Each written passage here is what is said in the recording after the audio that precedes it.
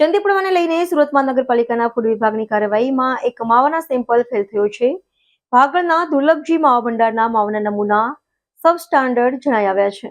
પાલિકા ફૂડ વિભાગની ચકાસણીમાં દુર્લભજી માવા ભંડારના માવાનો નમૂનો ફેલ જાહેર થયો છે. વિભાગ દ્વારા જણાવાયું છે કે માવામાં ફેટનું પ્રમાણ નક્કી કરેલ સ્તરથી ઓછું છે, જેને કારણે તે સબસ્ટાન્ડર્ડ ઠર્યો છે.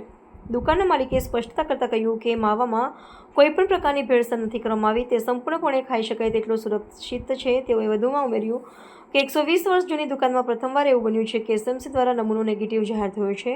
હાલ એસએમસી દ્વારા વધુ તપાસની કામગીરી ચાલુ છે.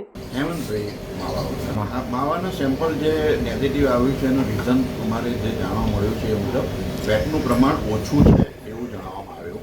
હવે દૂધની અંદર આપણે અલગ અલગ પ્રકારના દૂધનો ઉપયોગ કરીએ છીએ. જે તાજા દૂધ આવે છે અમૂલનું એ 2.5 ફેટ આવે છે, શક્તિ 3 ફેટ આવે છે, ગોલ્ડ 3.5 ફેટ આવે છે.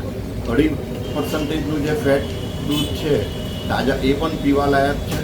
એમાં આપણે કોઈ વસ્તુ અસાધ્ય કે મિલાવટવાળું નથી, બરાબર છે. એટલે જો 2.5% ફેટવાળું દૂધ સ્ટાન્ડર્ડ હોય તો આ માવાની અંદર ઓછા ફેટવાળું માવો સબ સ્ટાન્ડર્ડ કઈ રીતે ગણી શકાય.